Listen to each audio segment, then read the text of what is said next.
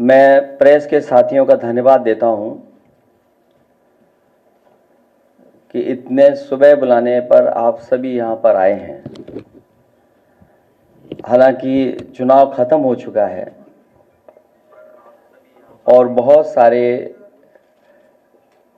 Exit poll तरह तरह की जानकारी दे रहे हैं। मैं आपके बीच में आपके माध्यम से कुछ बातें रखना चाहता हूं। मैं शुरुआत करता हूं कि जितनी ऊंचाई पर जाकर कटती है पतंग, उतना ही बड़ा होता है उसका पतन। भाजपा कई दोषों के लिए जिम्मेदार है।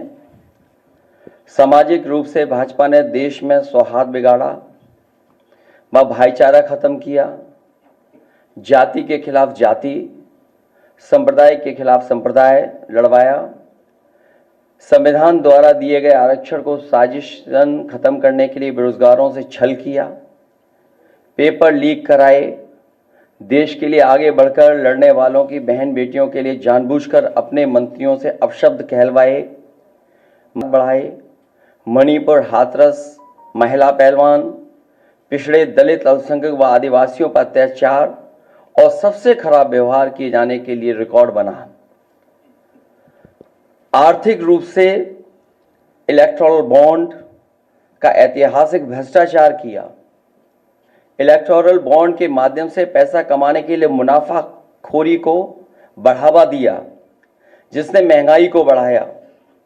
अपने फायदे के लिए भाजपा ने जनता पर बेतहाशा महंगाई थोप दी, नोटबंदी से व्यापार का चौपट कर दिया, भ्रष्ट जीएसटी से छोटे दुकानदार तक को मंदी का शिकार बना दिया, किसानों की जमीन हड़पनी चाहिए, काले कानून लाने चाहे, खाद की बोरी की चोरी की, लाभकारी मूल्य नहीं दिया, 35 सालों की सबसे बड़ी बेरोजगारी में देश को धकेला, महंगाई से गरीब को और गरीब बना दिया, अमीरों के अरबों के लोन माफ किए लेकिन किसानों के ऋण के लिए आत्महत्या के लिए मजबूर किया, ब्याज की दरें घटाकर मध्यम वर्ग की बचत को बेकार कर दिया,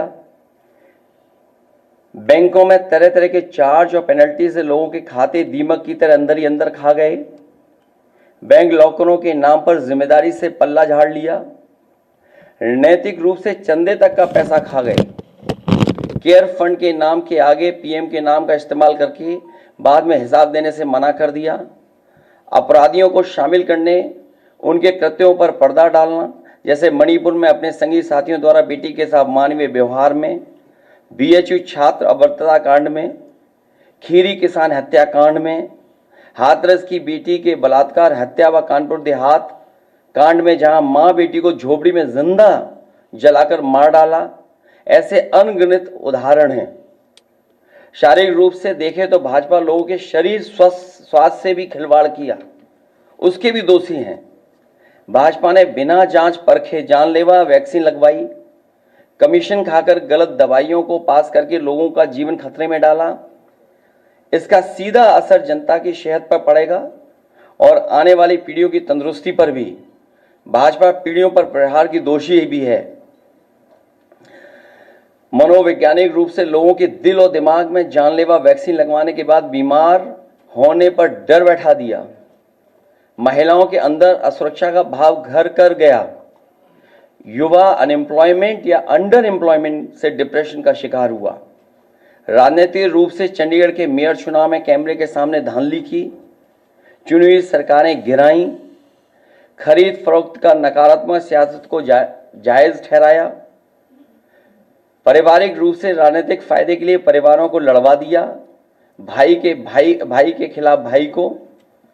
मानसिक रूप से भाजपा ने अपने ही समर्थकों को हिंसक बनाया, मॉब लिंचिंग को मानसिक रूप से सही ठहराने की साजिश की, आपराधिक रूप से ऐसे लोगों को मंत्री पद दिया और बनाए भी रखा जिन्होंने किसानों की हत्या की, जो महिलाओं पर अत्याचार शोषण के दोषी हैं। न्यायालय तक में अपने लोग पिछले दरवाजे से सेट किए, न्यायाधीशों से खुलकर एक विचारधारा विशेष के लिए बयान दिलवाए, न्यायाधीशों को राजनीतिक पदों पर लालच देकर कानून तक को अपनी भ्रष्ट सोच से यही काम यूनिवर्सिटी, कॉलेज, स्कूलों में किया। नौकरशाही में लेटरल एंट्री के बहाने यही धांधली की। योजना आयोग खत्म किया। ED, CBI, IT, income tax को सरकार बनाने, बचाने और चलाने के लिए इस्तेमाल किया।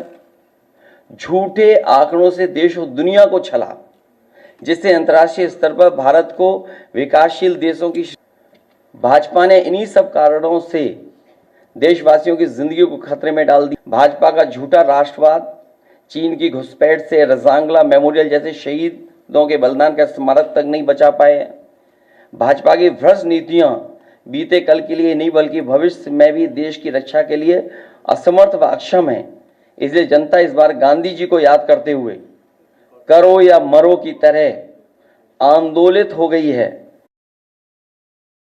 से देश नकारात्मक ताकतों से आजाद होने जा रहा है।